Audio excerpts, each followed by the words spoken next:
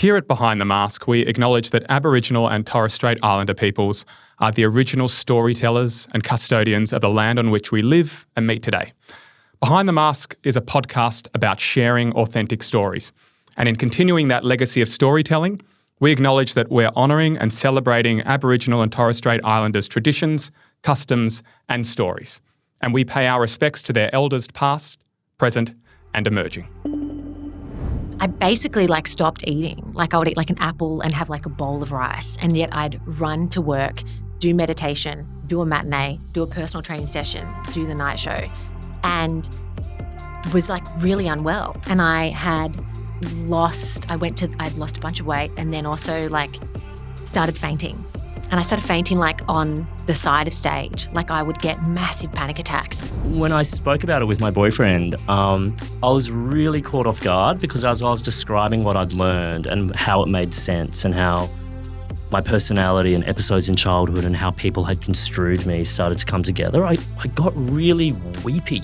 I don't know, I felt for the little kid and the teenager who'd had to kind of manage his brain in situations that he felt ill-equipped to navigate or manage. I needed to go back to a place where I didn't have to do anything, where I didn't have to have any responsibility, and no one knew me.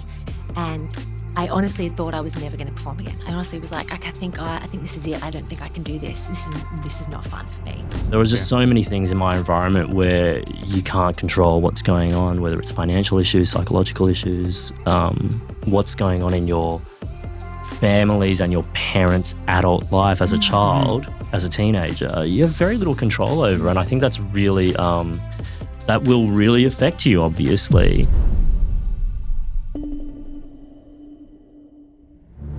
I'm Josh Pitterman and welcome to Season 3 of the Behind the Mask podcast. This is set to be our most spicy, controversial and thought-provoking season yet. We'll be taking a dive into the esoteric, the taboo, and some of the most pressing issues that profoundly affect us all. We'll hear from specialists in the areas of sex, war, business, psychedelics, homelessness, mental health, and more. And as always, they'll open up with their heart stories, as well as the tools and wisdoms they've used to find healing, inspiration, meaning, and purpose in life. Get ready to be inspired once again by the depths of the human experience. It's time to go behind the mask.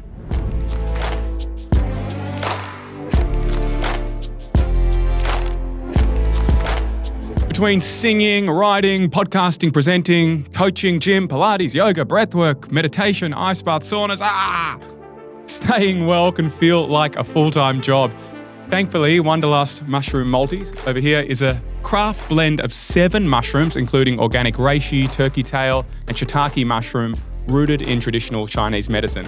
Reishi supports a healthy immune system and may help relieve coughs, while its antioxidant properties work to reduce free radicals. This hero mushroom is also used traditionally to help support vitality and replenish qi. With 1 capsule a day, it's a simple way to add functional mushrooms into your wellness routine. Clean and potent with minimal fillers, you can find Wanderlust Mushroom Multi at your local Chemist Warehouse or order it online now.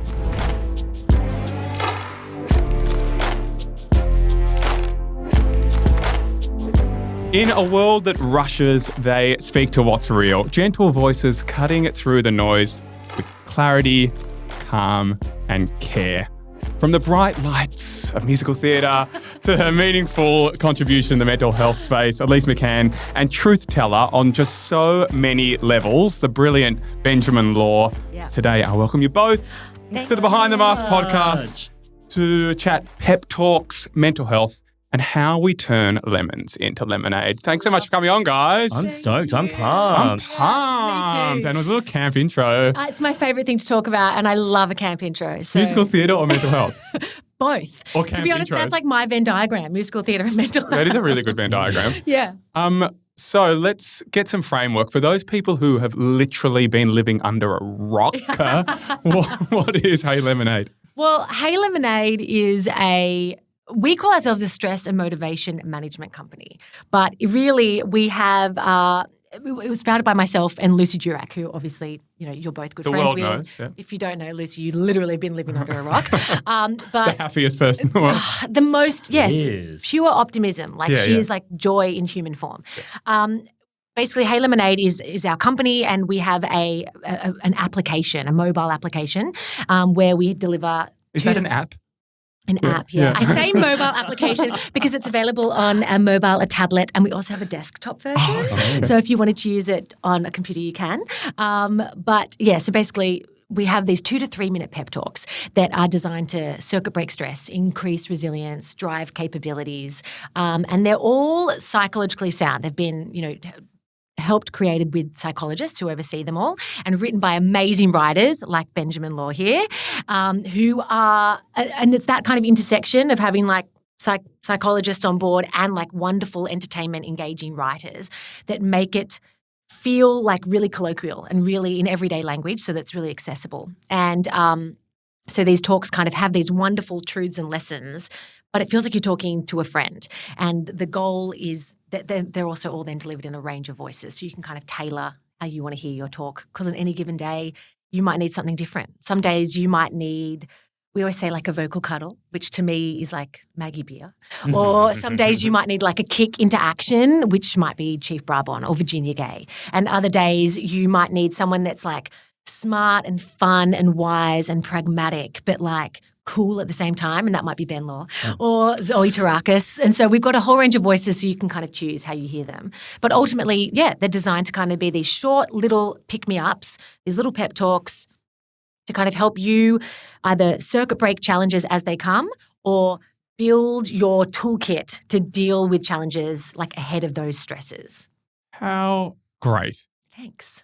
My question is, how does someone who is so versed in musical theatre, Yeah. I mean, you're doing Beetlejuice at the moment. Yes. Before that, I saw you last year in Groundhog Day, Mamma Mia, lots of things. How do you find your way into something like this? What inspired this for you? Look, Lucy and I mean, you both know Lucy is such a she's a real yes and person, and obviously that's like a real theatre term to Yes kind of and, never block. Yes, take an idea and run with it.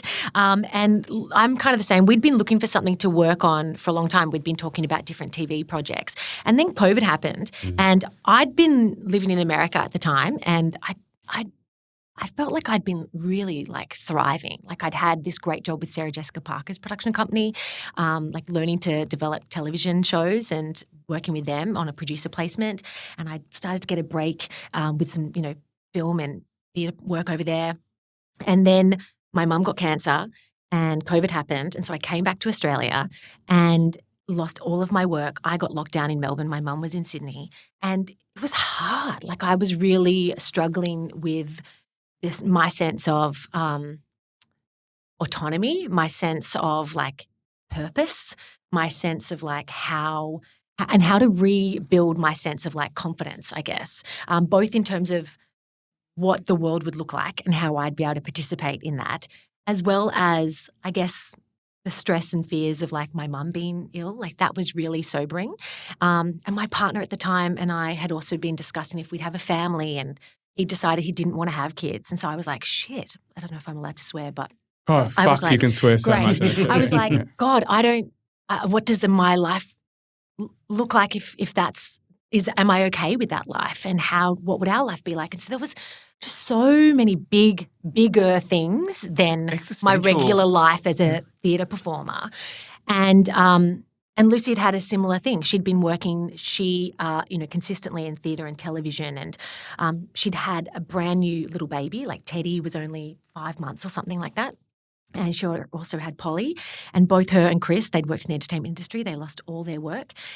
And that was really scary. And so when we went for a walk one day and we're having a chat, and both Lucy and I are optimistic people. We generally are quite good at helping shift perspective to get you reframing, what might feel like a struggle and finding a way to either take something from it or just persevere. And we had this walk and Luce was like, this is what I needed, just like a quick chat with a friend to remind me that it will be okay. I will be okay. I am capable, and just remind herself of her own personal resilience. And I felt the same. And she was like, we should make this. And so we kind of started looking around at what else was out there. And we researched all of these things in America, in Australia, and we tried meditation, we tried different motivation apps, and we couldn't find anything that kind of matched what we felt like we needed, which was something that was short and sharp because both of us are quite time poor. Like Lucy would literally be changing a nappy whilst trying to, vacuum and rebuild her confidence because she'd had no sleep. And I was like dealing with this court case that my family was going through, trying to help my mum, like dealing with my own kind of challenges emotionally. I remember I couldn't get any of the Centrelink or the JobKeeper because I wasn't eligible because I hadn't been here, so I didn't have an employer. And my partner, even though we didn't share finances, they said he earned too much money, so I wasn't eligible. And I remember asking someone and saying, well, we don't share finances, so what do I do? And they said, well, then you need to ask him for money. And I was like, This is someone at Centrelink. And I remember being like, this is exactly how and why we have, family violence challenges and, domestic issues, because we're not enabling people to be empowered themselves and have their own autonomy. And so anyway, Lucy and I were like, we need to find a way to boost ourselves. And if that helps even one other person, then we've succeeded. And so we just started started talking to a bunch of psychologists and meditation experts, and then we called on a whole bunch of our friends that were wonderful writers that I would say like are people that lead with compassion, because I think that's something central to Hey Lemonade, but also like one of the things that I think is most important, like the greatest compass is compassion, like in life. And so we look for people that, are genuinely authentic and lead with compassion, because they're the kinds of people that I want a pep talk from. And then kind of brought them together to start writing some talks. And we just started trying to build this thing and it kind of kept going from there. Oh, it's beautiful. So Benjamin, you're one of the voices. I'm one of the voices and one of the writers. Yeah. Yeah, ambidextrous over here. And I find your what I like about the app is it's funny. Yeah, we try to have some like lighthearted wit. Yeah. So I find you're very warm, you're very witty, but you also are that. Oh, tell me more. Yeah. What else do you notice about me? Tell me more about you're very comforting. Oh. I want to know what's it like knowing that someone is listening to your voice and hearing your words in possibly one of their most vulnerable or darkest moments? God, what a question. A great question. It's a really good question. I'm a host of a podcast. About vulnerability and emotions. It is a really good question, and I hadn't really thought about it that way. But of course, that's the purpose of recording these pep talks, right? And when I think about those pep talks, it's like one might be how to G yourself up for a job interview. Yeah. And you think on the surface, oh, that's almost like business-like in a way, that let's get you prepared for what you have to do to get to work. But anyone who's been to a job interview, anyone who's had to pitch a project, which is essentially the same thing, you have prepared yourself, you've prepared this package to present to someone as a gift, and more likely than not, you're going to get rejected. And that is deeply painful to think about. And so auditions as well? Yeah, auditions, absolutely. You're so vulnerable. You're so open. And as someone who has also been in the process of looking at people's auditions as well, I'm just like, mathematically, we just have to reject all of these people. And the horrible thing is, like, sometimes you're not even talking about talent. You're like, oh, they look like 5 years too old or 5 years too young. Or it's just like, do they match with that other person that we've already, like, it's so arbitrary. Yeah. And you on the other side of that have to know that, well, I might be let down. So when I was recording pep talks like that with Hey Lemonade, I think one of the things I was thinking about was I want to be able to talk in a way that I would talk to someone that I'm actually having this conversation with. I don't want to be patronizing. I don't want to give false assurances, because I think that's a really terrible thing as well. That whole idea that everything will be okay, because sometimes for that moment it won't be, and sometimes it won't be at all. So I was really mindful, both as a writer and a presenter, to avoid that kind of toxic positivity. I think optimism is really, really important and foundational. But if you are spreading lies that people can't necessarily believe in. Like, well, actually, I was very mindful that actually I'm a stranger talking to you. I don't know your personal situation. But what I do know are the following things. And I think you know them as well about yourself.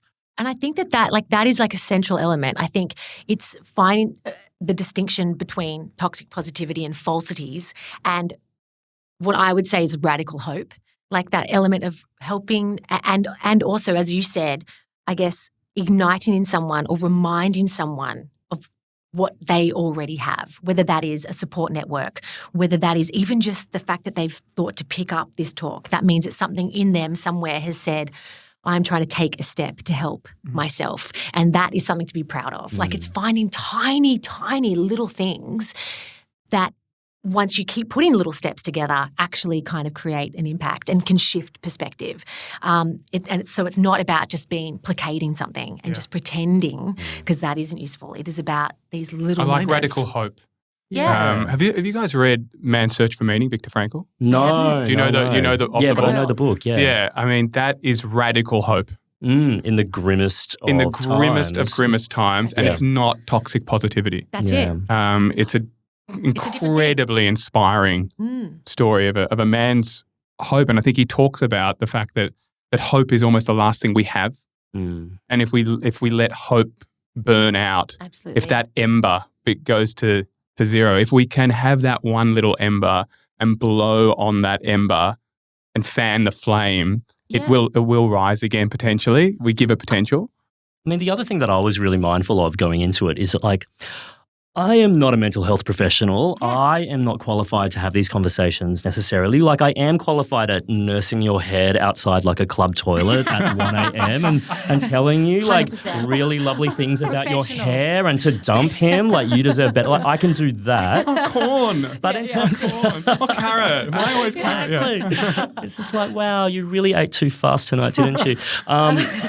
So I was mindful, like I'm not technically qualified, but what I felt really reassured about is I can present to you what I think is going to be a good pep talk, but these guys over here actually have that psychological mental health professional kind of backing. So you get these notes when you were writing these drafts of the pep talks, and it's like, oh my God, that's like this line can be adjusted here, and now that's backed up by medical science and mental health professionals. That needs an adjustment here because like you could go down this dangerous path with giving that kind of pep talk. So that was really reassuring. And I think it comes up when you listen to the peps as well. It's like, oh, that really lands for me. And it lands for a reason because it has that weight behind it. We had kind of said there's no point in doing this if it doesn't work. And there's no point in doing this if it's not like genuinely useful, I guess. And so we have 4 psychologists that work kind of on staff essentially. And some are clinical psychologists, some are solution-focused coaching experts, some are children's or adolescent psychologists, people that specialize in neurodivergence. We have queer psychologists. We have like people of color. Like we have a whole range of different psychologists so that there's someone that might be right for that kind of area, more right or more, I guess, versed in a particular area that a talk might relate to. And they will firstly kind of set up some ideas of what we would look to cover in this talk, and then they will give feedback on the first draft, and then they'll also look at the second draft. And so they kind of go through multiple edits with like a whole range of people. And then they also go through a writer's editor so that like the writers don't ever feel and Ben has been both a writer's editor as well as like a main writer on something, so that way then people have someone else that is focused on just the delivery or the structure. I'm just here for comedy punch-ups. You know what I mean? Really. And he's so good. Oh, God. You're very witty. Yeah. It's funny how you were talking about the hope thing, because I think that, like, I think often like in theatre that it's the same as what you were saying there. It's like there's no linear trajectory. There is nothing that is guaranteed. You're going to be rejected more times than you're going to be accepted. So good at being rejected. You know what I mean? And I talk about it in my book. I'm like a pro at being rejected. Yeah, and so you actually have to build like quite a resilience for that. But most people aren't like that. Most people don't put themselves out there that many times, and because typically we've been taught that if you do, that's dangerous, and so we don't, but there's this great thing about remember listening to this great talk about resilience and about the learning space and about how when we think of the word resilience, it sounds like a positive thing. But actually the feeling of resilience does not feel good at all. Like it's really actually something that feels painful, because to be resilient means you're having to sit through something deeply uncomfortable. And like that space between knowing you want to learn something or knowing you want to do something and not knowing it, not knowing how to do it, is like deeply painful and ultimately really frustrating. And so resilience is actually just how much you can tolerate frustration and how much you can tolerate uncomfortability. And for most of us, we don't do that very well. And we think, resilience is getting to the end and we just want to get there as quickly as possible. But the more we can, expand that space of sitting in frustration and uncomfortability, the better we will cope with everything, the better we will be as individuals, the more we'll probably achieve, because we're really just learning to engage in life and learning to love frustration. And if you can kind of do that, then, kind of so powerful. It's very robust. How do you both go about actively training yourself to become more resilient? What practices do you take on that enable you to sit in discomfort for longer periods of time? I fail at it so many times. Often I forget. Honestly, because you can train it. You can, absolutely. Having Hey Lemonade has actually genuinely made me a more confident, more resilient person. Because purely just by listening to talks, reading talks, it's like our brain knows that we have made our way through challenging times in the past. We've all, whatever your challenge is, and it's all, relative. So for someone, it might be something really significant and serious, and for someone else, it wouldn't read with the same level of seriousness, but it still feels as much of a struggle for both people. And we know that, we've made our way through every day up until this point. So why would I not make it through today? We know that, but we forget. It's like the neural pathways just keep forgetting it. So the more we remind ourselves, the faster we get back to being able to, remember that. And so for me, genuinely listening to talks and reading talks has helped me get there faster, just keep the muscle active. But honestly, 9 times out of 10 is just having to talk to someone, and whether it's a friend or whether it's listening to a pep talk or whatever it might be, and have someone else just essentially just listen. Someone listening to me 9 times out of 10 lets me get to a place of being able to sit in uncomfortability. It's just being heard. That's what it is for me. Yeah. I think it brings up 2 things for me. And one is that sense of connection, because I think what really compounds rough times is when you feel isolated and alone, or sometimes you're even made to feel isolated and alone. And I think the older I get, the more I clock that I have so many friends, but there is this core group where I never have to question anything about our connection to each other. That starts with my siblings. I'm lucky to be one of 5, and we get along, which I realize I know, the longer I'm on this earth, the more I realize actually adult siblings getting along and liking each other and wanting to spend time with each other. Actively choosing to spend time with each other. I'm one of those people are going to listen to this and think, this is sick. I will actively go on holidays with my siblings, for instance. You are disgusting. I know. But this core group of people, they've seen me at my absolute worst. Yeah. And we've seen each other at our absolute worst. And there's nothing I can tell them that will make them cut off ties with me, right? And then there's also a core group of friends where I'm actually, I can just be the biggest kind of slob morally. I can just confess horrors, probably not murder, but horrors that I'm thinking and that I've done, or shame, essentially. Yes. I am feeling shame, and I know that I'll be consoled through that because I've done the same thing for them. So I think understanding and clocking who those people are, because I think during COVID, all those kinds of connections to each other became strained for obvious reasons, but it also meant that we relied so much on our digital connections, and sometimes they weren't the real connections we were supposed to rely on, if that makes sense. Our lives went completely online and we kind of got a bit scrambled, I think. So that's the first thing I think about when it comes to resilience. The second thing is, and I haven't even talked about this publicly because I think it's kind of cringe, but just before Christmas, I was diagnosed with ADHD, and I think my reservation in talking about it is like, everyone has it. Like, I'm just like, doesn't everyone have it?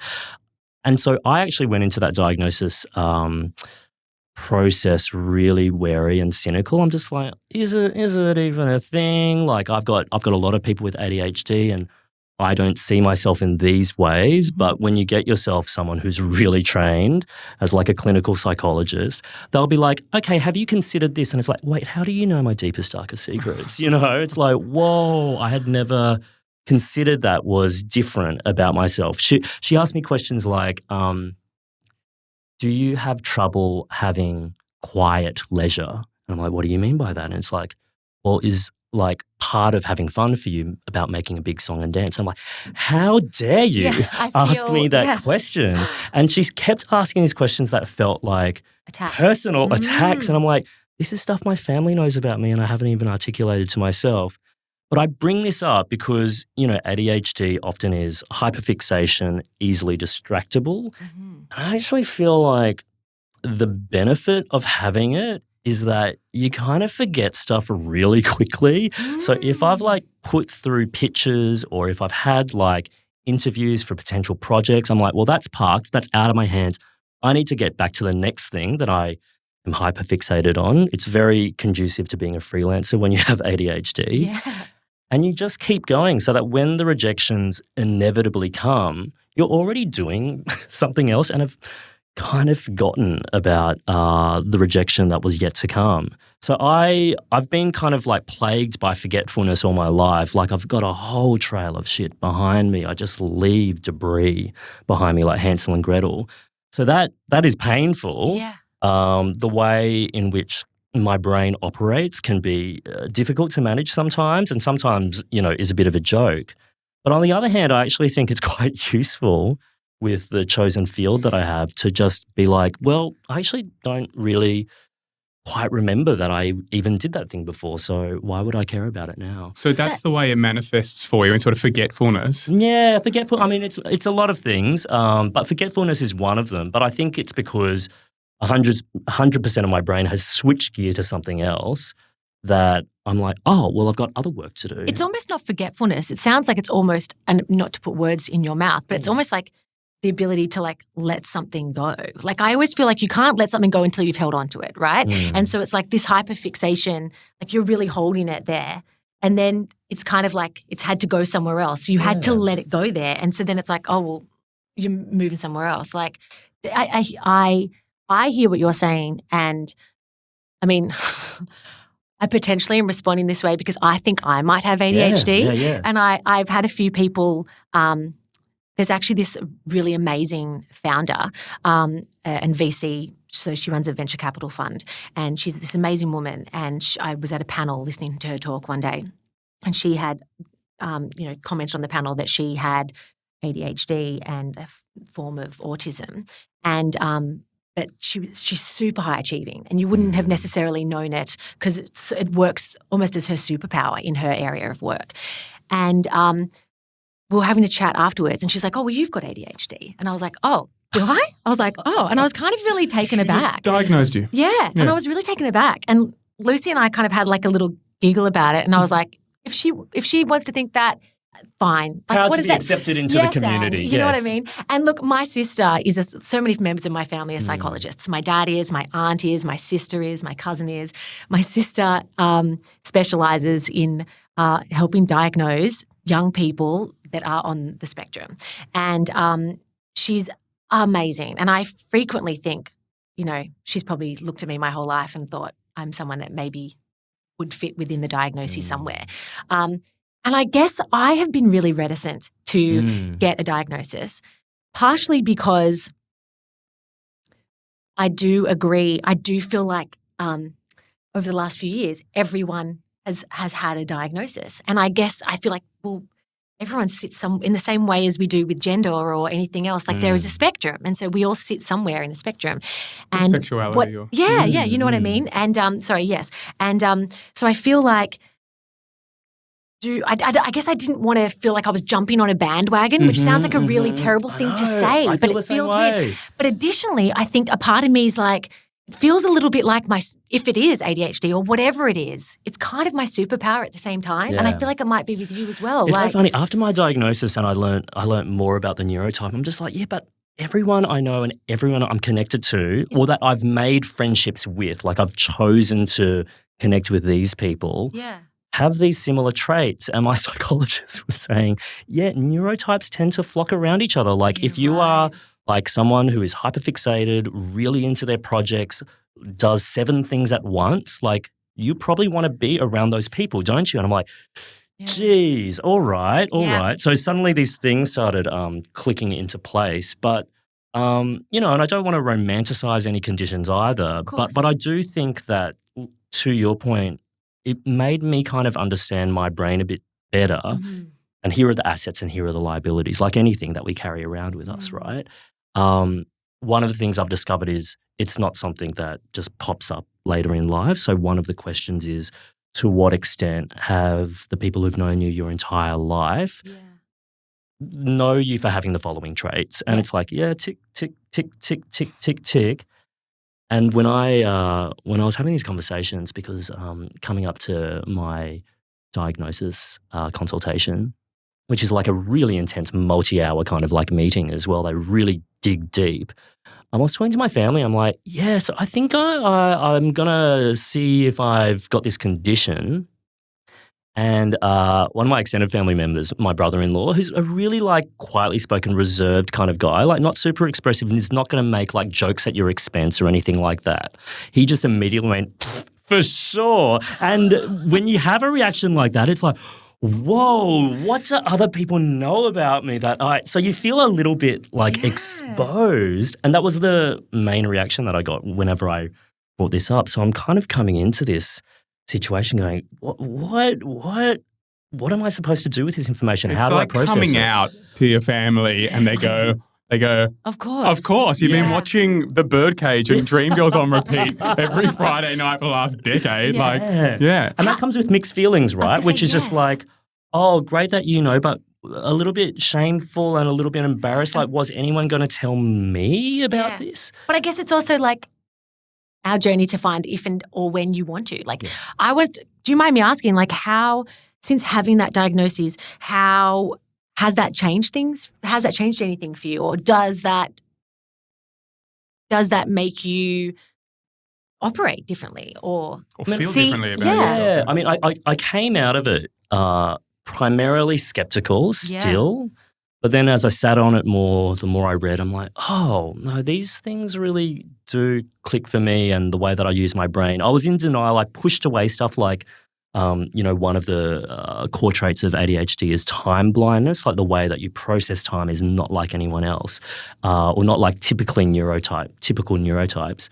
In what way? Like you're late for things? You're often late. You're often early. You often show up like a day early for something when you actually thought it was on this date. And I'm like, no, I'm really punctual. And I really pride myself on that.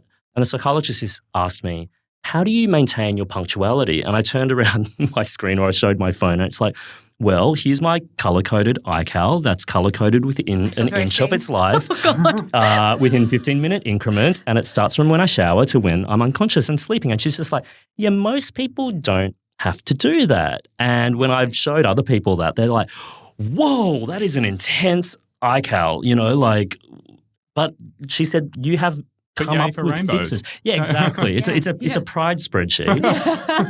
But she's like, you probably do have issues with time. And I'm like, that's true. Like, for instance, one of the questions was, how do you feel when a loved one asks you at the end of your day, what did you get up to today? And I'm just like, anger and resentment, because now I need to remember what I did today. And and she's like, yeah, well, that's the thing. Like, if you feel like less like that's an opportunity to reflect on the day and more like, oh, fuck, now I need to remember stuff, that might be a trait. So learning stuff like that about myself, I was like, oh, okay. At first it was denial. It's like the 7 stages of grief. Yeah. At first it was denial. Then it was kind of amusement. Like I was like, oh, well, that's hilarious. Like, whatevs. And then when I spoke about it with my boyfriend, I was really caught off guard because as I was describing what I'd learned and how it made sense and how my personality and episodes in childhood and how people had construed me started to come together, I got really weepy, actually. And I think that was, I don't know, like I felt for the little kid and the teenager who'd had to kind of manage his brain in situations that he felt ill-equipped to navigate or manage. Yeah. And so I felt very tender and sorry for that younger version of myself. And then I think just mostly I'm left with curiosity. So when I know people are a few steps ahead of me, like they were diagnosed like several years ago or something, I'm like, tell me more. Like, are you on medication? What is that doing for you? I'm not quite there yet. I'm just like sitting with the knowledge and processing it. So it's more like I've gone into curiosity and investigation mode. Yeah. I've got a couple of questions. One is, there's still a lot of families out there who may have children who,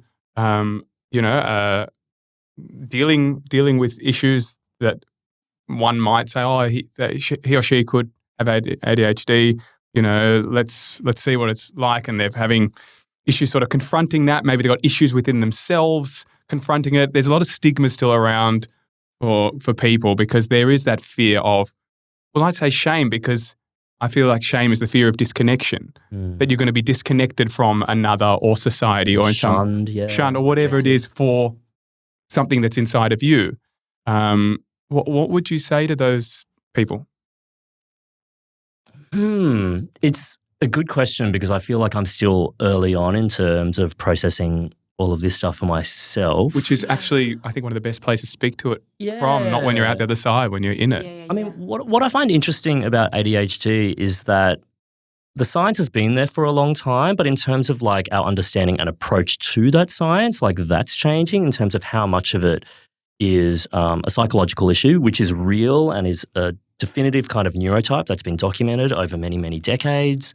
It's not something that doesn't exist. Like we don't have to deny its existence. But I think what is changing is like, do we need to treat it? Is it necessarily a condition where it's like brain is incorrect, brain needs medical treatment to correct a chemical imbalance and therefore brain will be correct? And for some people, medication is, as I understand it, really central to making sure that they're able to function in life. And for other people, it isn't. I'm not a health expert in any way, but what I've been interested in is reading like, stories in New York Times and other investigations where people are also finding that there are plenty of adults who thrive with ADHD who didn't thrive, say, in school because their schooling system was not really well fit for their brain. It wasn't a very good match. But they have discovered that being a hairdresser or working with their hands or working in musical theatre or whatever it is really well suited to their neurotype, and therefore they flourish and thrive. So sometimes it's about the medication that you need. Sometimes it's about the environment in which you work. But I would also say that there are a lot of get educated, the environment in which you're educated. That's right. That's right. And I would say to those people who are starting to find out about this, is just like there's just so many more conversations, memoirs, podcasts that you can be listening to, and professional people that you should be talking to as well. I mean, it goes to your point that the remedy to feeling isolated and rejected and stigmatized is to find connection with other people who know more, are already sitting in this space, are already part of that community. Yeah. It's so interesting to me because as I'm like listening to you talk and share so beautifully and openly, I'm like processing my own like, I guess, resistance to have like, I guess, wanted to, I guess, assess where I am in that scale. And I think it's because as I similarly to you, like have had many ways that I've moved through the world that my brain, the way that my brain works has been really beneficial and really helped me achieve. And so that hasn't felt or seemed like something that meant something was wrong. Yeah, you don't need to address something that's an asset, right? And so I couldn't ever rationalize that thing of like, well, if I accept this diagnosis or accept that this is this thing that we disorder. typically have said is a problem or not correct, like it's not functioning the way it normal would be. I haven't known how to rationalize that with the fact that I feel in many ways grateful for these qualities or traits that have kind of helped me get through. And some of them are probably genuinely really great, lucky things, and others are probably things that I've adapted and made useful and been, maybe protections or whatever it might be. But I haven't been able to rationalize that. But listening to you talk, I also just was realizing like that there is some shame there around like still, even though I work a lot in mental health. I've studied it. My business is around well-being and confidence and resilience and mental health. And like I said, so many people in my family, like we talk about our challenges and our struggles and how we're feeling and, medical issues all the time. So it's not like, I come from an environment where that would probably be discussed quite freely and you wouldn't feel ashamed. And yet weirdly, I do have this sense of like embarrassment about it. And so I love hearing that you are just like sitting in this and not going, oh, that means I have to medicate or that means I have to X, Y, or Z. It's just like, and that is, I guess, that learning space that I was talking about earlier of just like observing the things that are frustrating and the things that are great and just being okay with something for a moment. I think the paradigm is you usually get a diagnosis and that leads to treatment of some sort, right? But when I was talking to this psychologist, my main question was at the end of it was like, well, what do I do? What happens next?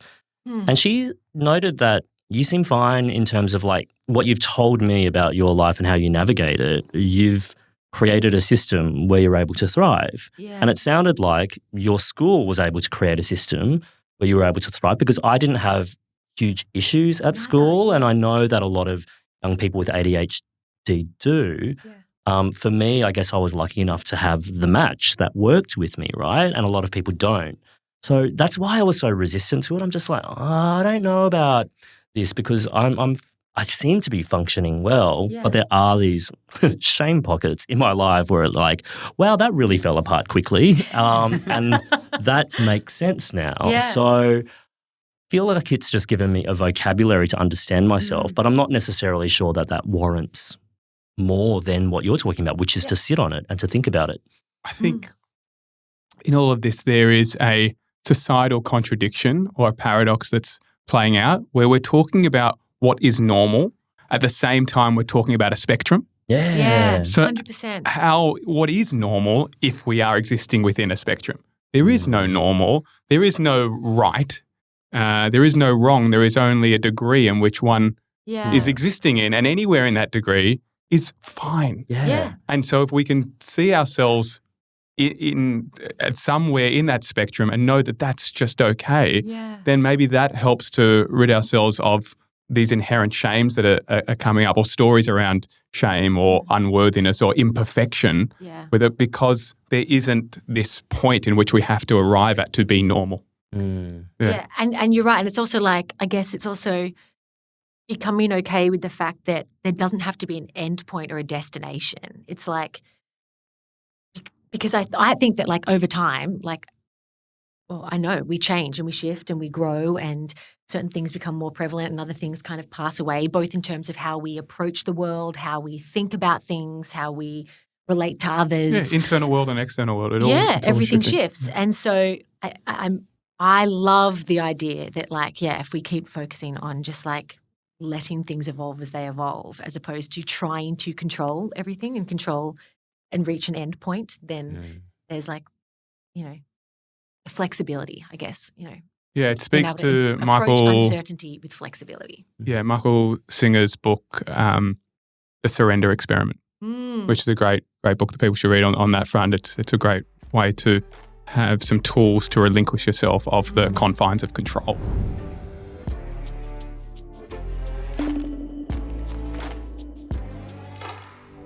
We've all got a heart story to tell, don't we?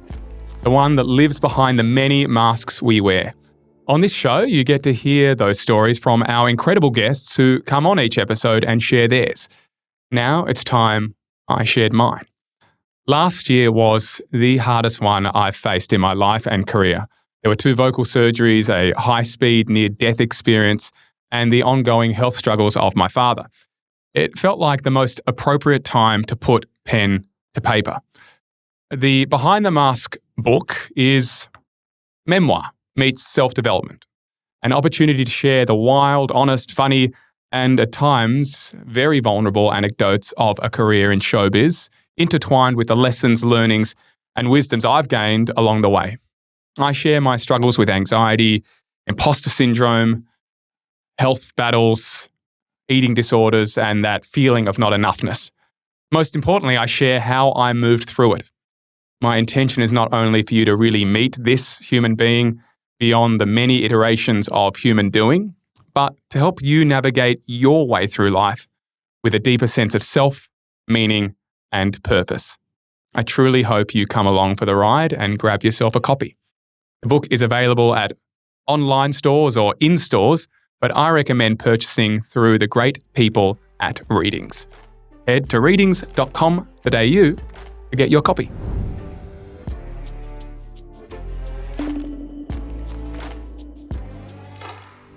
Hey, for both of you, like speaking to one of the sort of like superpowers of having or potentially having ADHD is your ability to traverse so many spaces and like advocate, author, writer,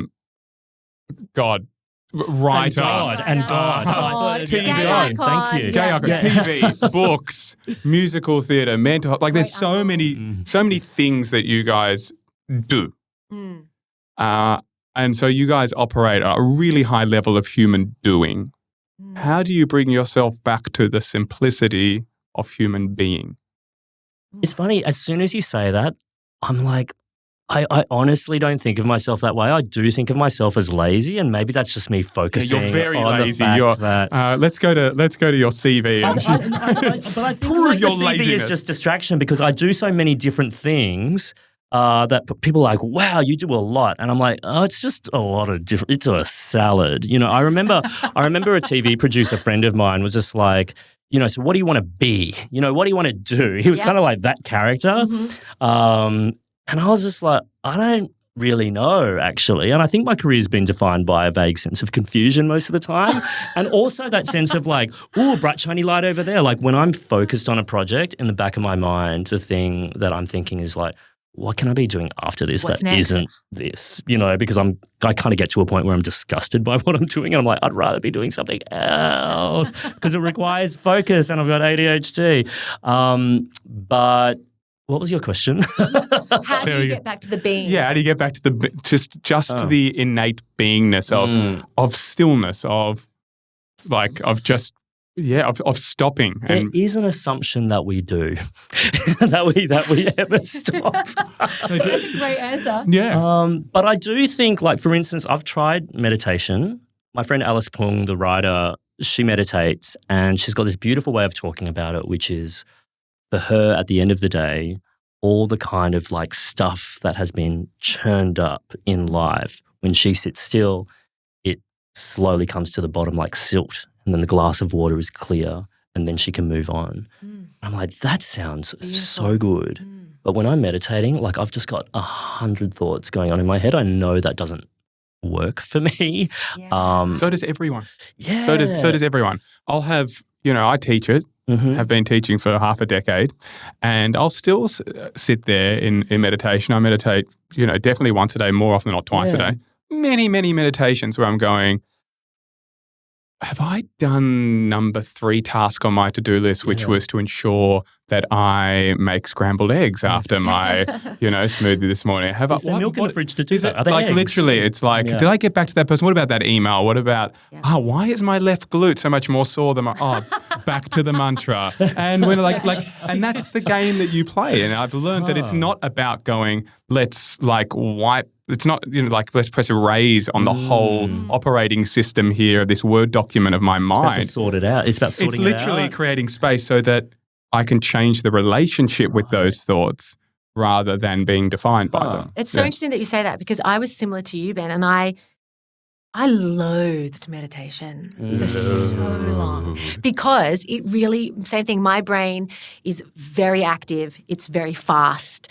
I am good at retaining information and doing multiple things at one time. Like there have been points where I would be on a Zoom call whilst simultaneously able to write an email and recall something that someone else has said. Like my brain does this. It's like a weird spider So what web. you're saying is you have 3 brains. I don't know about that, but literally, so my same thing. I would meditate and I would feel overwhelmed.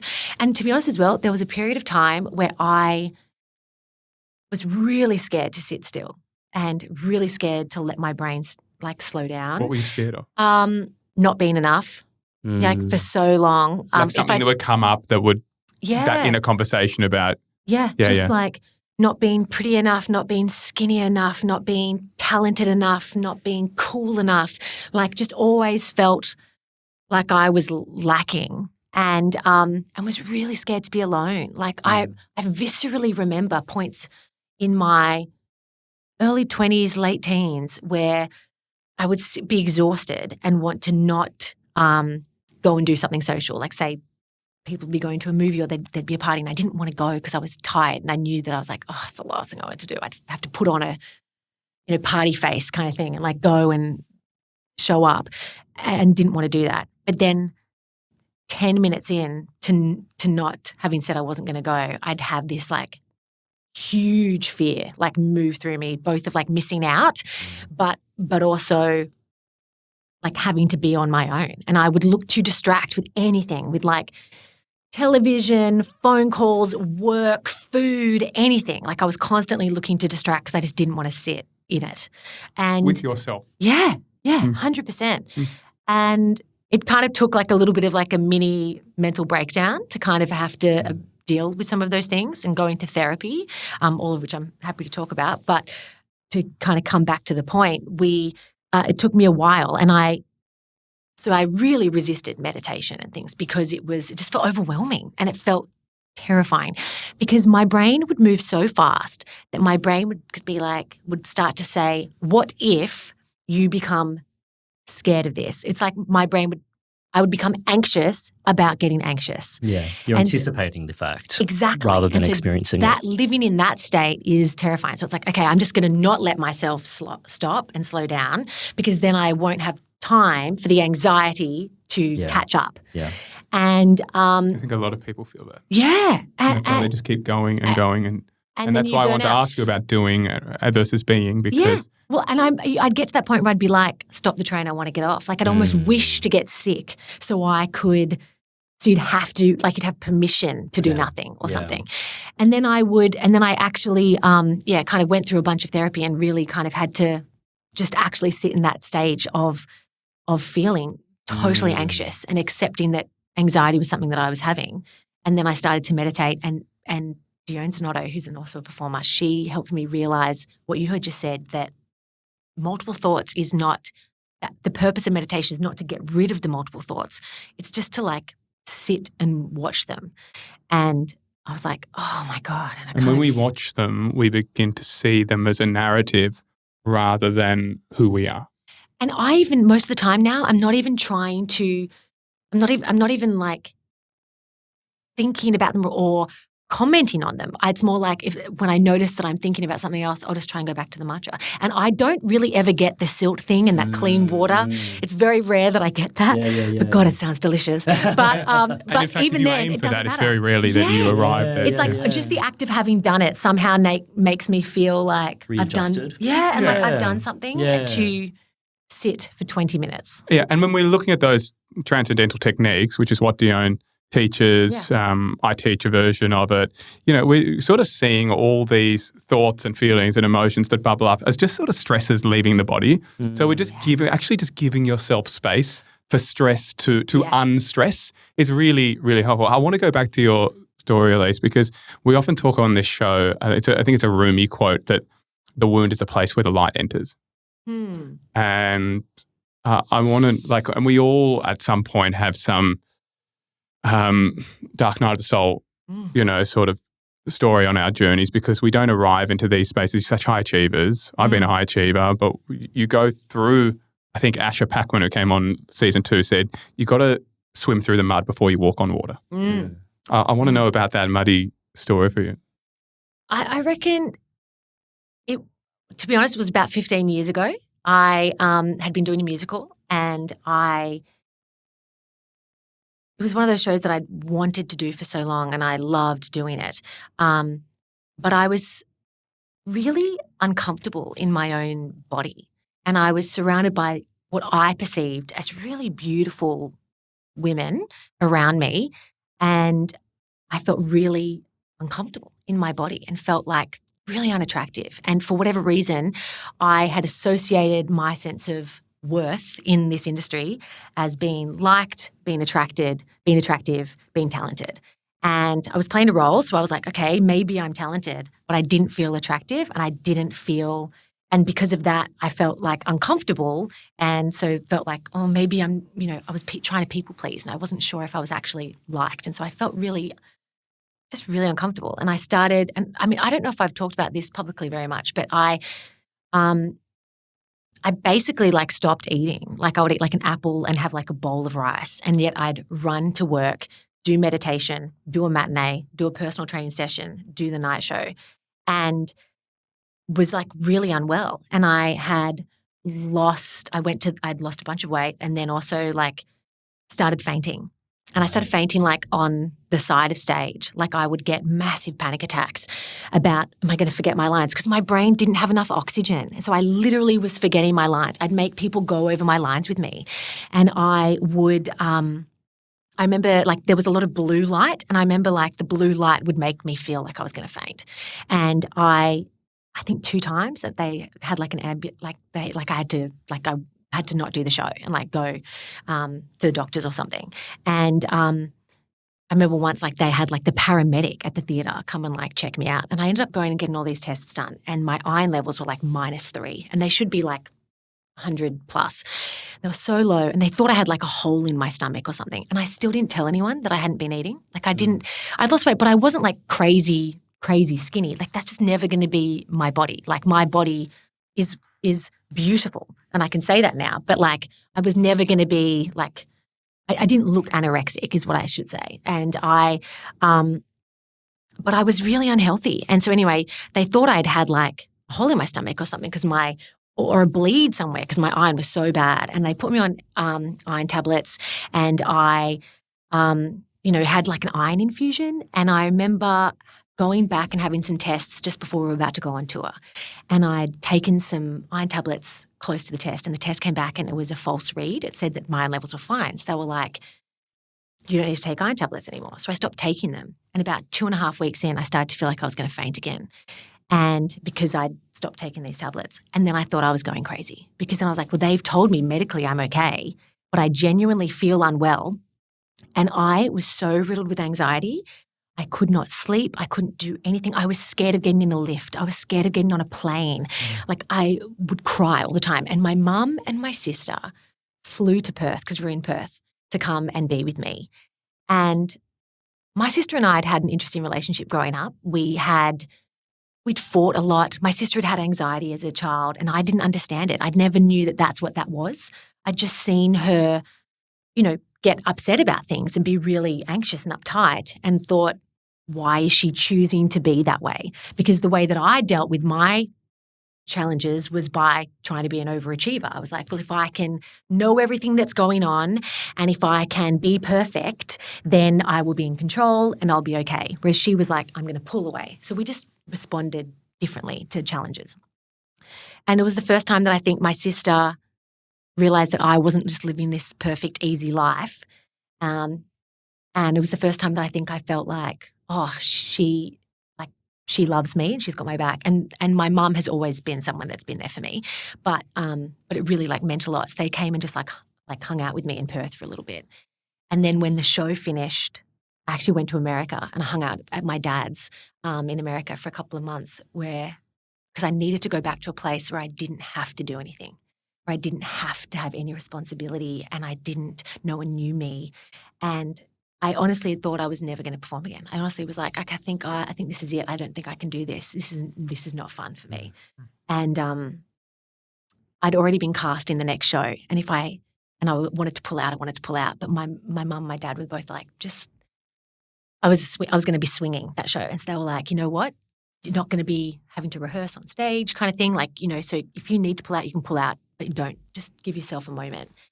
But I was so low. Like I remember feeling at one point like I can't live like this. Like I was so scared all the time, and I remember thinking, I can't live like this. I don't want to live like this. And then I became scared that I was suicidal. I was like, am I suicidal? Is this what this means? And I remember calling Lara Mulcahy, who was like a friend from theatre, but not someone that I like hung out with all the time. I don't even know why I called Lara, but I was just so panicked. And I was just like, I'd never experienced that level of like constantly felt like I was shaking, constant anxiety and just terrified of everything. And it kind of really made me go, none of this matters. None of this matters. None of this matters if you don't, if I don't like have myself. I felt really ashamed that I'd created this experience for myself. And I felt really scared. And I was like, I don't want to live life like that. And it actually, I started going to therapy, and my mum, my dad, I talked to both of them, and because I had nothing to lose, I actually mended like a lot of relationship that I'd had with my dad who'd left when I was younger, and I, mended some of my relationship with my sister. Like it was actually this amazing thing. Now I can reflect on it, but at the time it was brutal. And I finally, basically through doing some therapy, and both of my parents kind of just being like, just focus each day on one thing that'll give you joy. Like if that is eating a donut, if that is going for a bike ride, if that is watching a movie that is going to make you laugh, do one thing that is going to give you a sense of like something to look forward to, or something that feels remotely joyful. And slowly, like I was able to like rebuild my sense that there was joy to be had. And then I remember doing this show, and same thing, I had to keep telling myself, like, I'm swinging. I don't have to be on stage every night. And if I need to, I will leave. I will leave. And then I remembered watching someone that was playing like the lead role. I remember watching her rehearsing, and she was like telling this beautiful story whilst singing this song. And I remember watching her being like, I want to do that. Like, I feel like I want to do that. I feel like I can tell that story. And it was the first time that I felt, in probably like a year, that I felt like, I can, like, I loved this, and I see that I can love this again. But it really shifted the way that I then moved through the industry. I was like, I'm only going to do things that give me joy. And so I remember being offered a contract, and I was like, I don't feel excited by this, so I'm not going to do it. And I started writing, I started creating my own stuff, and I started really like investing in my personal relationships. And then I had a little bit of a relapse when I was doing Matilda. I remembered feeling like I'd gotten everything I ever thought I wanted. I'd gotten these awards. I'd got this great part. I was like, doing all the things that I thought is what I should have wanted. And I had no one to share it with, because my boyfriend and I at the time had broken up just before the show. I'd been so focused on just the show that I'd stopped kind of like hanging out with my friends very much. I was so lonely. And so there have been moments where I've had something occur and had to kind of remind myself of like all this stuff that we do in our industry where it looks so, it looks so fancy and it looks like you're achieving everything. I've had to kind of go, no, that's not what matters. Like having people to share it with, having something that like gives me joy is what matters. And if I get to do a job that I love, great. But ultimately, like I have to look after myself. And that comes from making choices that align with my values and trying to be a person that I'm proud of being on a daily basis, rather than trying to please someone else or meet someone else's beauty standards or whatever else it might be. Like, that's a lot. No, you've Just taking a moment to breathe all of that in, as I'm sure everyone who's listening is as well. I feel so seen. Thank you for sharing that. That's one of the most brave and open things I've ever heard on sitting in this chair. So thanks, Joshy.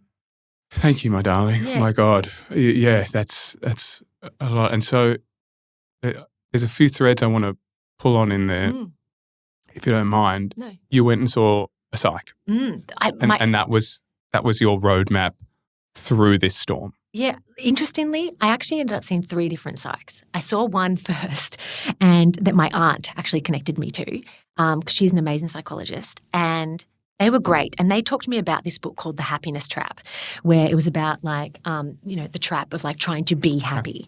And they were great. And that was a really good stepping stone. But I was in Brisbane because I was still doing the show. I don't know why I didn't just leave the show, but I didn't.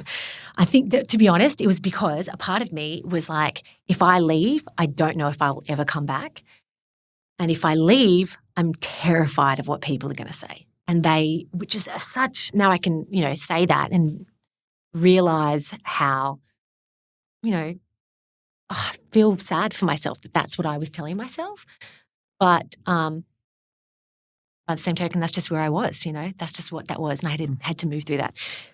So anyway, when I came back to Sydney, I saw someone else, and I actually felt like that next psychologist actually made things worse for me because they were like, write down every fear and then we'll write down look at them rationally. But because of the state I was in, writing every fear made me even more anxious.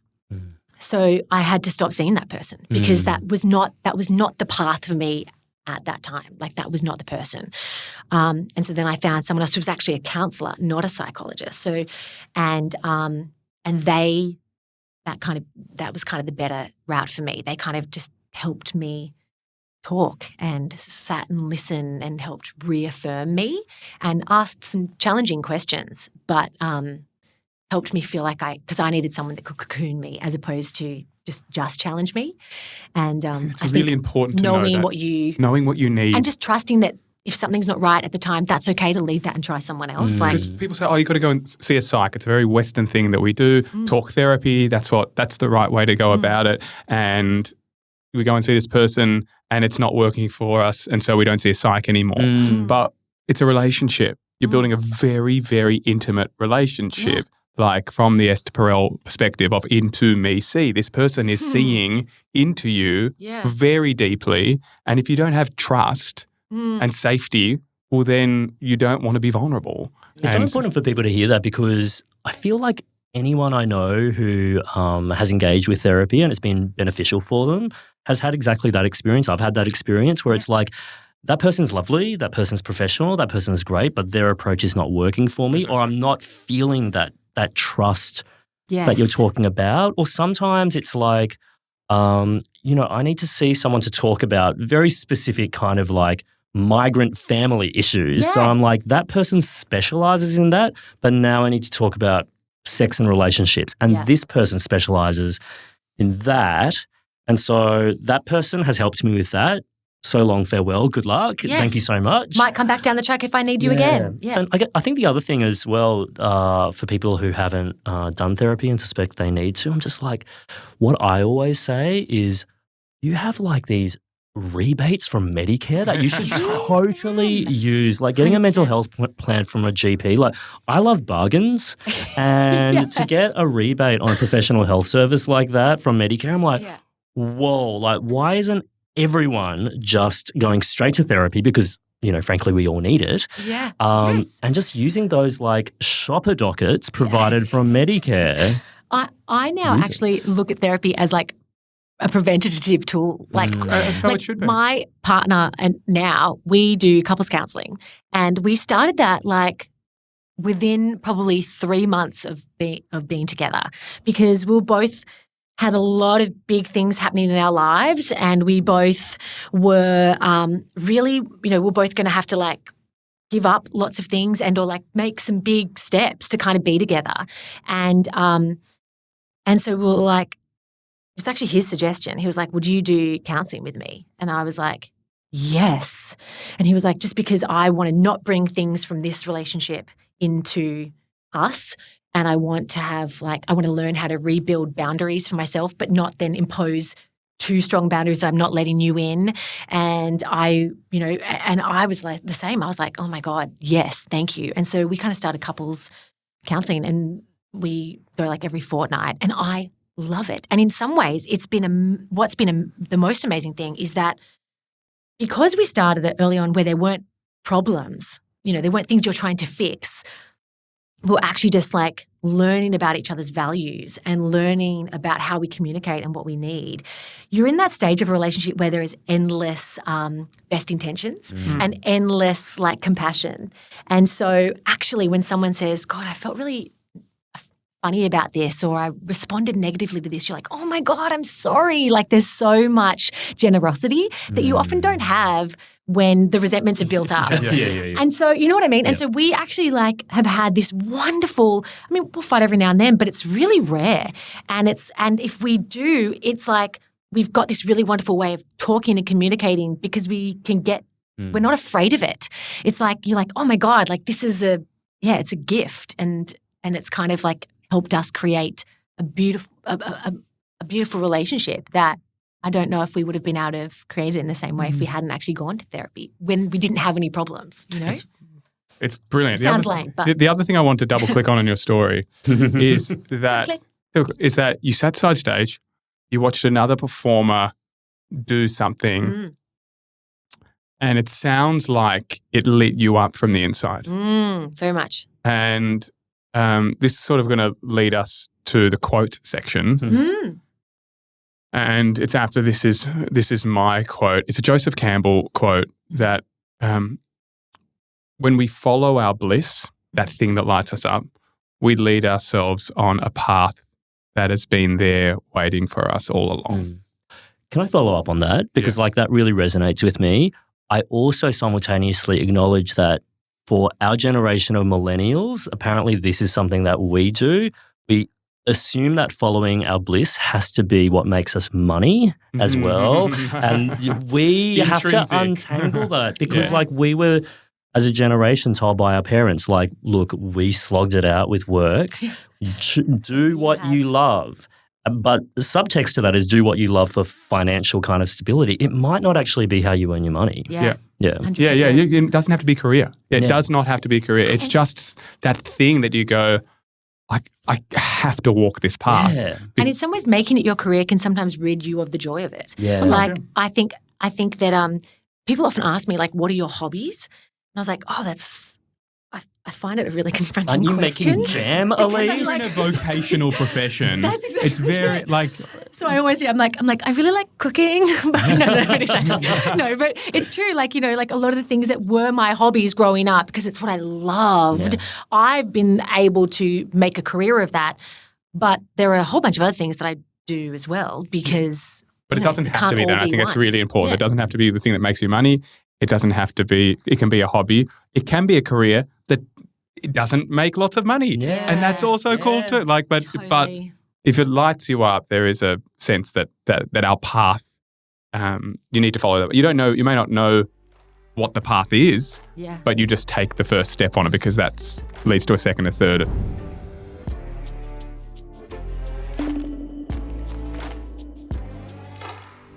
I'd love to hear your quotes. Okay. Well, I've got two quotes really that I kind of often migrate to. One of them is actually a Rosa Parks quote where she says that to bring about change, you have to not be afraid to take the first step because you only fail if you fail to try.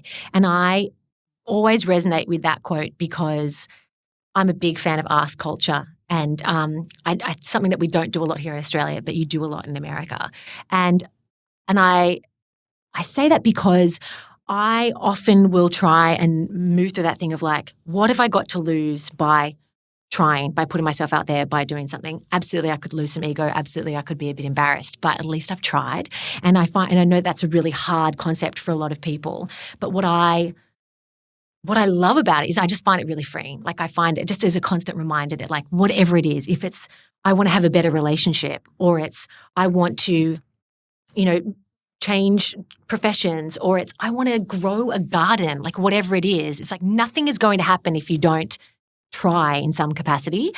And so it's, I don't know, I find it really freeing, this idea of just ask because people don't, and talk about what it is that you want, because people don't know. We're not mind readers. And if you talk about something and if you ask for something, even if the answer is no, then at least you've tried and you can be proud of yourself for putting yourself out there, and you don't know what else will come. And sometimes it's no, but why don't you give this person a call? I'll share this contact. And it leads you. And so I really love that. And the other one that I'm going to say is because it's what I try and remind myself when I'm struggling is if you want to lift yourself up, lift someone else up. And I love that because it's so often that we get focused on, I think in our industry, it's such a competitive industry. You're trained to try and compete with other people. And I hate that. I'm like, I hate that idea. It's none of our choice who gets the part. It's none of our choice what show is going to come and whether I'm even right for it, or whether ABC says yes to the show that I'm trying to, pitch, whatever it might be. We don't get to choose those things, and the career is not linear. So for me, it's like coming back to be like, I want to be someone I'm proud of, and I want to act in a way that I'm proud of. And so if I want to feel good about myself, I want to behave in a way that I feel proud of, and doing that is actually also is lifting someone else up and shining a spotlight on someone else. And I think that, that goes back to that thing of like, compassion is a compass, Yeah. I know it's it was spoken about in economic terms. I think JFK is the quote, rising tides lift all boats. Exactly. So, Exactly. Yeah. And what I hear there as well is like those concepts of stoicism when so much is out of our control. My friend Bridget Delaney wrote this book on stoicism, Reasons Not to Worry. And I realized reading it, like, those concepts of there are things within your control. I want to be a person that I'm proud of, all of those things. You're not in control as to whether you get the commissions or you get the pitches up and all of that sort of stuff. And often it's not even about the quality of the work. It's about industry factors and economic things beyond your control. But when you say stoic, you're talking about wisdom, justice, discipline, and courage. Yeah. They're the four virtues of ancient Stoicism, isn't it? But what was interesting? Like I was reading about Stoicism, from the ancients, and then I had never been exposed to it. And I'm like, guys, this is Chinese culture. Like I just realized, like it's just Marcus Aurelius must have done a sneaky trip. Just a sideways trip. Because, one of the for better or for worse, it's a very Chinese attitude that if something happens to you, and it's ostensibly good, it could also be bad. And if something happens to you that is ostensibly bad, it could also be good. Even just describing, your lowest low, and you reflected on the fact that it mended relationships. You shouldn't have had to have gone through that necessarily, but it did lead to that as well. And so, my dad, love him, but he's got this phrase where it's just always like, easy come, easy go. But it goes back to this Chinese story / proverb where, a farmer gets a cow and everyone celebrates, and it's like, well, he says, well, it could be good or it could be bad. And then the cow actually brings other cows in and everyone celebrates that. The cows lead to like his boy getting crushed by the cows, could be good, could be bad. The injury prevents his son from going to war, could be good, could be bad. It just keeps building, which is like misfortune or good fortune at any instance could lead to something else that you can't anticipate. So that's not within your control. Anyway, that's not my quote though. I love that story though. And I've heard that farmer story before, and there's all sorts of Chinese proverbs that I think carry so much weight. I mean, the lotus flower concept is rooted in Chinese philosophy that beauty is always born from the mud. And like your story, it's all of these annoying things that I heard growing up, I'm like, oh, I guess it's true. I guess my culture's right about some stuff. And before you get to your quote, like even with that thing of control, like you're so right. I think that we often think about control particularly in terms of career and things like that, or finances but I think it's in the interpersonal relationships as well. Like I constantly try and come back to those things in those elements. Like I have a number of friends that either are in really great relationships or no relationships or in really hard relationships. And something that I think is important in those scenarios is like, again, you can't control what anyone else feels, what anyone else does. That we cannot control. We can only control how we respond to it. We can only control how we choose to participate in that. And I think it's the same with, we've talked a lot about what we can control in our careers, but I think like in all of those parts of our lives, like what we can control. And so that's why that act of coming back to like trying, like if you want to, I said to a girlfriend of mine yesterday, I was like, if you really like this guy, like ask him out, like go out, try. And yes, maybe he won't want to go out. And it's so basic, but like, and that will feel shit, but at least you've tried, like, you know, and yeah, I think that we need to apply that levels of like what we can control, what we can't control, and like choosing to like follow ourselves and our kind of like compass in all facets of our lives, not just like our careers. Yeah. Here's your quote. Well, I'm going to read a poem. Yes. Because I'm a wanker. No, I'm gonna read a poem. Could be good, could be bad, as poetry so often is. Could you have written it, or maybe you couldn't have written it? Exactly. Well, look, I'm not a poet, and I don't proclaim to be very like well versed in and literate in poetry. But you know, a lot of friends are poets, and I came across this this very, very short poem which doubles as a quote, and it's called "Why Bother" by Sean Thomas Doherty. And I think that's a question of our age. I think we live in an age where things can feel really futile, like geopolitically. Things are really dark at the moment, and it feels futile to be an activist or someone working in that realm to try to instigate change. I think, you know, in different realms and industries, you know, the arts, the media especially, like it's going through so much tumultuousness. You can ask yourself, why bother? You can develop a pitch for a project that takes you months to develop and it doesn't get up, and you ask yourself, why bother? So the poem is called Why Bother, and the poem is a response. This is the poem. Because right now there is someone out there with a wound in the exact shape of your words. Oh, I love that. That's the response, and that's the poem. Yeah. And that speaks exactly to what I felt when you shared your story. Yeah.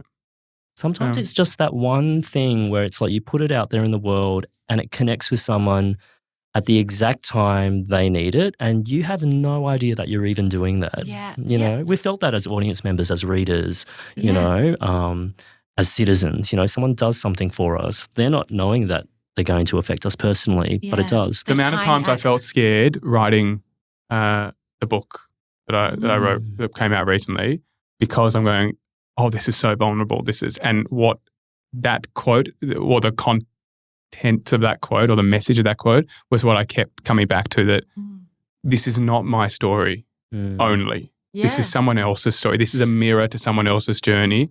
And if they can feel seen or heard or acknowledged or loved on their journey, then this story is helpful. This story needs to be told. There's such a universality and specificity, and it's like the you know what I mean? The specificity of your experience, or of anyone's experience, or my, you know, is actually will resonate with so many people. That's why we have this podcast. Yeah.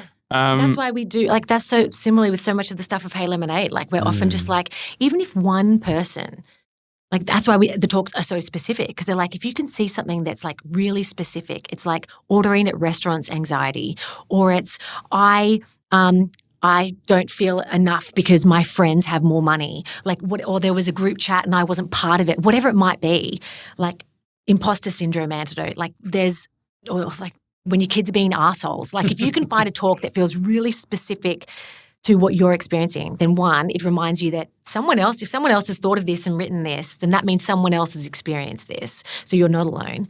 But two, it kind of really, you know, can help speak to that sense of like what we're all going through, and just help, even if it helps just one person. It's been helpful. How do you measure, like how do you get data on the success of we a did pep a talk? trial with the CSIRO, which was like, it took like a year long to kind of develop this trial. It was a randomized control trial. So they had 200 participants from around the country, whole range of socioeconomic backgrounds and ages, genders. They were not people that were actively looking for a pep talk app or wellbeing support, and it was voluntary use, so they didn't have to use it. They had a control group and a trial group, and everyone had to do a mental health check-in each day to be able to gauge their perceptions of self, to be able to gauge their, you know, vibrancy, aliveness, their perceptions of hassles and challenges. They did that every day, and then the people that had the app were allowed to use it if Hey Lemonade were allowed to use it if they wanted, and they didn't have to. But it was all tracked what they were using.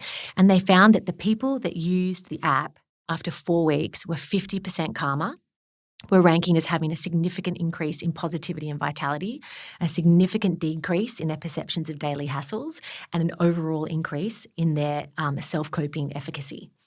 And they were able to look at that both from anecdotal, like things that people were able to write, but more so their daily well-being scales, their abilities to gauge, I feel like there are challenges that I can overcome, or these minor things irritate me or they don't. And so it was really that was amazing. In the app, we also have it's technically called an EMA gauge, an ecological momentary assessment. We call it a pepometer just because it sounds cooler. Oh, yeah. But basically at the end of every talk, it's like a little pop-up and it just says, I feel about the same, a little bit better, a lot better, a little bit worse, a lot worse. And people rank. And that one helps give us feedback on what's working.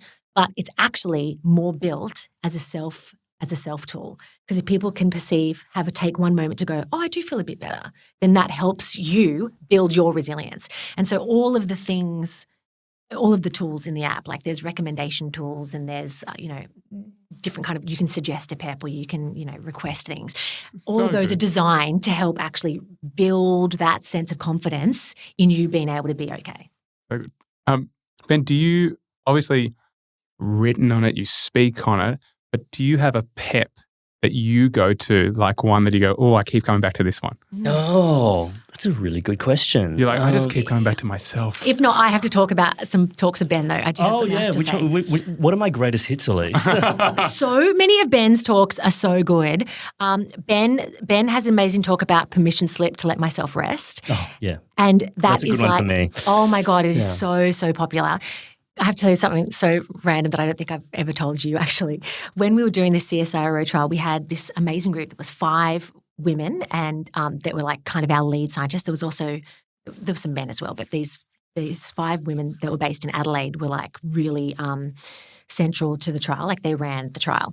And this one woman, who I won't name, but she is quite she's a real scientist. She's a real evidence-based person, and she was quite skeptical, to be honest. The CSIRO accepted the trial because there'd been a lot of research into the benefits of a pep talk in sports and in corporate arenas. So when they involve groups of people, when it's about motivation building and confidence building, and mostly in terms of like competition, so trying to drive sales or trying to drive, a win in a game of some form. But there hadn't been any research into the benefits of a pep talk on an individual in an everyday situation.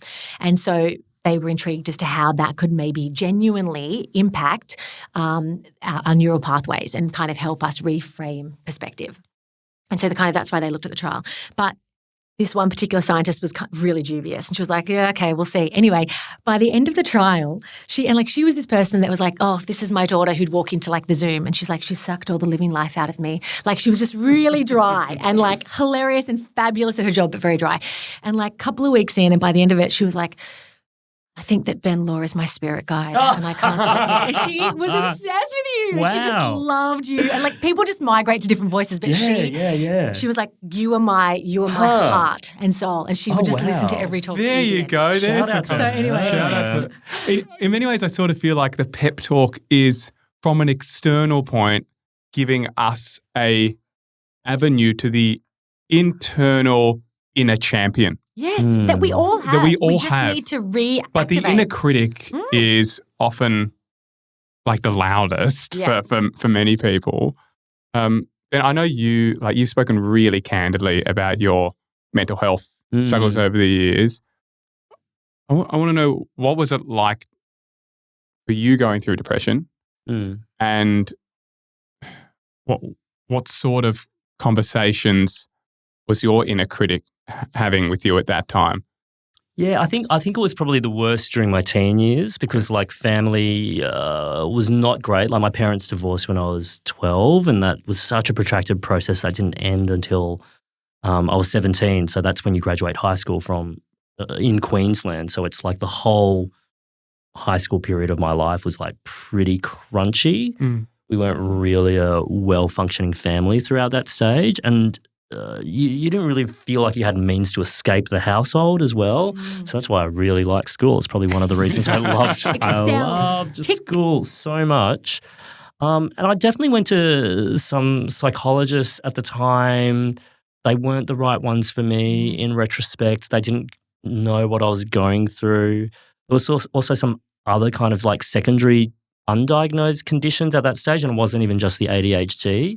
So looking back, I don't think, I think every effort was made to help support me, but I didn't get exactly the right kind of help, exactly when I needed it, and that's a really common thing. And I also think because I'm one of 5 kids, like our household was just an act of triage every day. Like if you can get the kids to school and there is no visible stain, like that is a triumph. Like, you know, all my friends who are raising children at the moment as primary caregivers, my sisters, I'm just like, how did we just constantly ask ourselves, how did my mum, who was like ostensibly a single mum throughout all of this period, how did she do this, you know, without... Do you mind me asking, how many of you were there in what age bracket? There was 5 of you, but in what? So in terms of like age bracket, eldest was born in 1979, the youngest was born in 1990. And so like there were a lot of us, but we were also split between the households, and we were also just, it was very kind of improvised, kind of like getting through stuff. But then I think later in life... So is that when you, that's that sort of lack of grounding is in your home life. Do you think that played a part in? Well, I think it's also that lack of control. You know, there was just so many things in my environment where you can't control what's going on, whether it's financial issues, psychological issues, what's going on in your families and your parents' adult life as a child, as a teenager. You have very little control over, and I think that's really that will really affect you, obviously.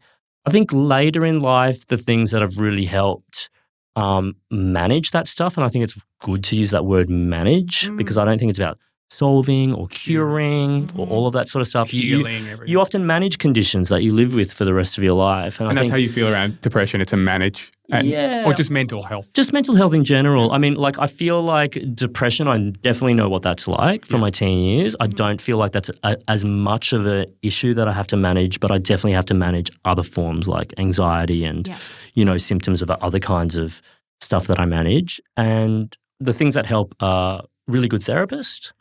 I think really good sleep hygiene, which I know is like everyone talks about it, but it's actually really hard. It's really hard, and I don't have huge trouble getting to sleep. I know I'm very smug about it, but I do. I think we all kind of are susceptible at having poor quality sleep, right? And I spent my 20s and 30s like really like putting myself through the grinder when it comes to work, and I thought sleep was a luxury, and you were kind of weak if you really needed a lot of it.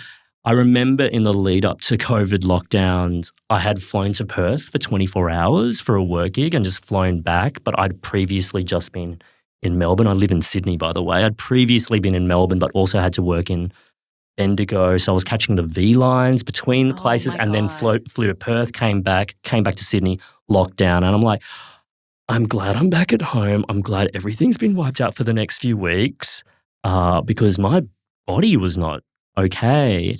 And I think like that's a turning point for me in terms of like practicing good sleep hygiene, knowing when to put my phone down. You know, I've got like a little routine. It's like a little ritual. You know, the phone actually is often a cause of a lot of anxiety and stress, right? Yeah. And so I need to deal with that stuff because it's practical stuff that I need to deal with. But at the end of the night, when it's 10 p.m., I charge my phone, I set my alarm, I put it on Do Not Disturb, and that's there. That's in situ. Is it in your room or another room? It's in my room because I also have a sleep app that I want to monitor my sleep. But for all intents and purposes, it may as well not be in the room because I don't touch it anymore. Then I have a shower, and that washes for me the digital debris away, and I'm not thinking about that stuff anymore. And then I go into bed and I read something on paper. It has to be on paper. And that gets me to sleep. That's a really like amazing routine. It's very similar to mine. It's very similar to mine. Yeah, and phone in the other room, I charge in the other room. I can't be tracking my sleep because I don't need any other bitches judging me. And it's some sort of wash off of the day. You slough it off. Yeah, some sort of, and then have to read. I Kindled for a bit, but I just don't want to read a screen. It has to be paper. So it's really similar. And then I think the other thing that, you know, I definitely didn't think too much about because, you know, I'm a man of the mind and that's what I do for work. But I didn't really clock the relationship between physical exercise and mental health until much later on. And it's not a panacea. It's not a cure. It's not like you do exercise and you will be mentally well. I'm not saying that, but it's another tool that helps you manage things. So I was a very bad swimmer growing up. I swim a lot now, and partly that's because I operate well with spite. I'm just like, it's a really good motivator. Find your driving force. I'm just like, I wasn't a good swimmer. I'll show you what a good swimmer is. So I do like ocean swims every year now. But I think the other thing is like when I'm in a body of water, probably what you two get from meditation, that's when I'm defragging my brain. I'm not saying that I get the silt kind of like settling, but I can feel my brain defragging. I have a lot of random thoughts, but swimming is what does it for me. Ben, I'm actually very similar with water. Like I find that where my apartment is in Sydney, you can see some water. Granted, there's another building in front of it. You can see it slightly to the left and slightly to the right. But yeah, I will often go down to the water and get a coffee there on that water almost daily, even though I have a coffee machine, because there's something about the act of like, one, getting out in the world and engaging with another human, but also being close to water that calms me. It is never regret a swim either. Unless it's just been raining in Sydney, in which case there's a lot of fecal matter in there. That swim you will regret, but otherwise it's fine. I haven't managed to do an ocean swim. I might have to do one with you, but I've just gotten back into swimming since I got back from America because I really felt while I was over there this like lack of water in New York. There's just, you're surrounded by rivers obviously, but there's not many pools. Yeah. There's no ocean to go and swim in. And I really felt it. And so anyway, since I've been back here, I've been in the Hudson if you want, just have a little. You probably can. I've been swimming and I'm loving it. Like it's so, and you're right, I'm the same as you. Like I love, it also feels like a place where my brain thinks of lots of different things. Yeah. Yeah. And just that connection to nature, I often say like in the human doing, we forget that the being of ourselves is nature. We are nature. So in connecting with nature, which, water might be your, deeper connection for that, we're actually connecting with our true nature. And that's a place where we feel connected to our body. When you're talking about, I felt disconnected from myself, my body, like we get so far back to truth, to beauty, to nature, which I think a lot of people forget. I want to ask one final question. We've pepped up a storm here, but you're both such creative people.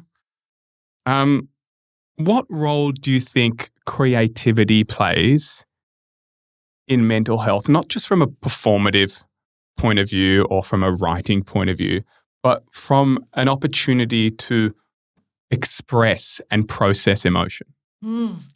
I think that for me, for many years, I think one of the reasons I probably went into performing and writing and things like that was because it was like a form of therapy.